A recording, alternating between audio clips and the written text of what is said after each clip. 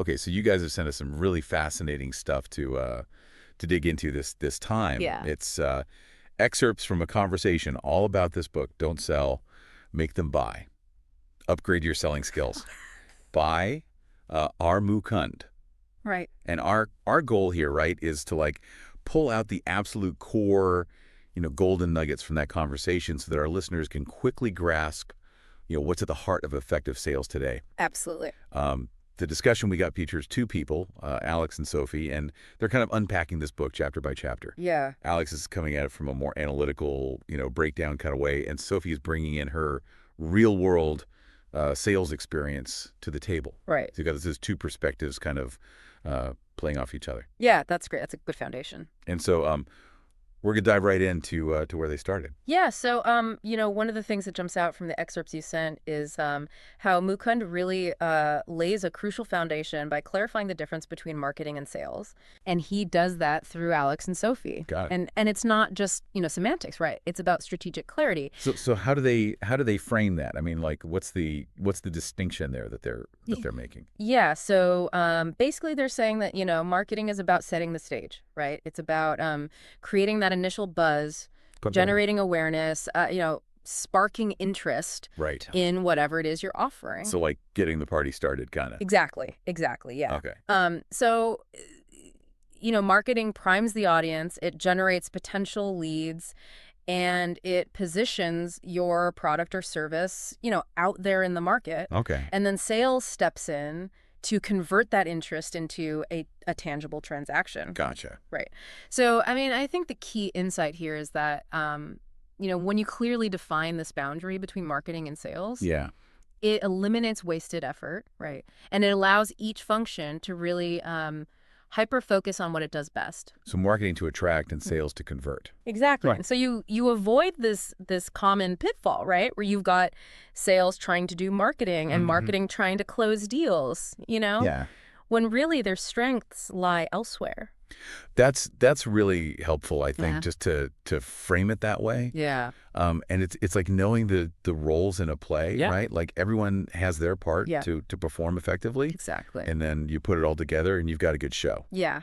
Okay, so once that stage is set, right, what are some of the essential skills that a salesperson needs to like really shine? Yeah. What stood out to you from their discussion on that? Well, I think adaptability emerged as a real non-negotiable skill. Okay. And it's interesting because Sophie's, real world perspective really drives this home. Right. She emphasizes how crucial it is for salespeople to be able to tailor their approach to every customer that they encounter. Okay. Because everybody's got unique needs and circumstances. And so rigidity, it seems, is like the fastest route to irrelevance in modern sales. So ditch the canned speeches. Exactly. Yeah. Because what resonates with one customer might completely fall flat with another, right? Yeah. So being adaptable means that you can, fine-tune your communication. Right. You can fine-tune your presentation. Okay. Even, the solutions that you propose to really connect with that individual person. Okay. And it shifts the entire interaction, right? Yeah. From being like this generic pitch to being a personalized conversation that's centered around the customer's specific challenges and goals. And that kind of personalized conversational approach really ties directly into building trust, right? Which they emphasize as absolutely fundamental. Absolutely. It's like the bedrock upon which all successful long-term sales relationships are built. Okay. And I think Alex makes a really strong point here that, trust isn't this one-time achievement. You don't just earn someone's trust and then that's it. Yeah. Right? It's cultivated through consistent, quality in your product or service and positive interactions at every single touch point that a customer has with your brand. Yeah. Think about it. Think about your own buying decisions. Yeah. Would you repeatedly engage with someone that you didn't inherently trust, right, regardless of how good their initial offer seemed? Probably not. No, exactly. Yeah. So trust is earned, not demanded. 100%. Right.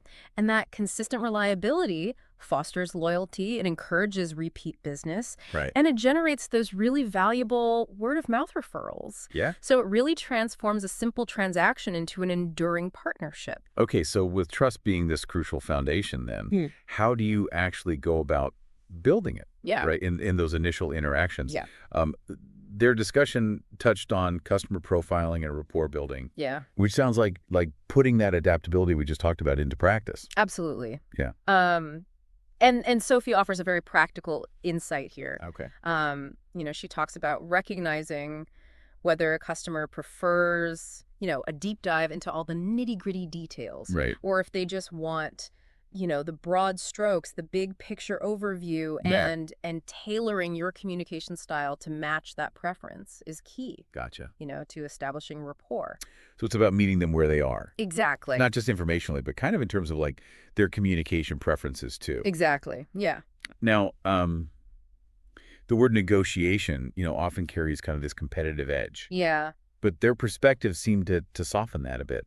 Yeah, I think Mukund, through Sophie, really reframes negotiation as something much more nuanced Okay. than just this, battle over price. Right. It's about understanding the various forms of leverage Yeah. that are present in any negotiation, and then being strategically prepared to utilize them.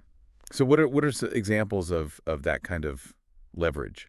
Yeah, well, it could be the power of some unique information that you possess. Okay. It could be the distinct value proposition of your offering. Gotcha. It could even be, the strength of having viable alternatives, Okay. and the ultimate goal isn't about one side winning at the expense of the other. Right. It's about striving for a mutually beneficial outcome. So it's less about winning and more about finding that win-win. Exactly. Yeah. It's a collaborative problem-solving exercise. Okay. Right. That's aimed at reaching an agreement that satisfies everyone involved. And inevitably, in any sales process, objections are going to come up. Of course. Yeah. So, how did the book suggest we should approach those? Not as brick walls, I hope. No, quite the opposite, actually. Okay. The emphasis is on approaching objections with genuine empathy. So, instead of viewing them as obstacles or personal rejections, Right. the book advocates for seeing them as valuable opportunities Okay. to gain a deeper understanding of your customers' concerns. Right. So by actively listening and validating their perspective, Mm-hmm. you can address their hesitations, directly, Yeah. and demonstrate that you truly value their input. Okay. And this can actually deepen the connection and strengthen the trust, Right. even if that initial objection, seemed like a roadblock. Okay. So it's really a shift, from being defensive Yeah. to being genuinely curious, Right. Right. about where that objection is coming from, what's Yeah. behind it. That's a powerful mindset shift, I think. Yeah. Now, something that's, I think, easy to overlook, especially in our increasingly digital world, Yeah. is the impact of nonverbal communication. Oh, absolutely. And they touched on that as well. Yeah, and it's crucial, I think Sophie really highlights how, your body language Right. and even the subtle cues in your voice tone Right. can significantly influence how your message is interpreted Okay. and whether you're perceived as credible and trustworthy, Gotcha. right? So things like maintaining open posture, Oh. making appropriate eye contact, Yeah. speaking, with confidence and clarity. Right. All of these things contribute to building rapport and trust. Yeah. And I think the key is authenticity and alignment. Okay. Your nonverbal signals should always reinforce your verbal message. Right. Yeah. Because if there's a disconnect, people will often instinctively trust what they see and feel over the words being spoken. Actions speak louder than words. Absolutely. And then the sales process doesn't just end with a signed deal, does it? No. Their discussion extended into the realm of post-sale customer service. Yeah, and I think the book underscores that the sale isn't the finish line. Right. It's more like the beginning of, a longer-term relationship. Right. So proactive follow-up. Yeah. Prompt and effective resolution of any issues that might arise. Okay. A genuine commitment to ensuring customer satisfaction. Yeah. All of these are vital for transforming, one-time buyers into loyal long-term clients. Right. Think of it as nurturing the investment you've made in Right. acquiring that customer. Which in turn fuels repeat business and those invaluable referrals we talked about. Exactly. Yeah. Now, the way we interact and do business has shifted considerably in recent Oh, times. for sure. And they specifically addressed adapting to the post-COVID landscape. Yeah. So what were some of the key takeaways there? Well, I think this is a really critical point for anyone in sales today because, the pandemic really dramatically accelerated the adoption of digital communication tools. Right. And it also significantly reshaped customer priorities and behaviors. Okay. So success in today's environment necessitates a comfortable embrace of those digital platforms, for everything from initial outreach to closing deals and ongoing communication. Okay. But crucially, it also requires this deep understanding of the evolving needs and concerns of your customers Gotcha. in this new reality. Yeah.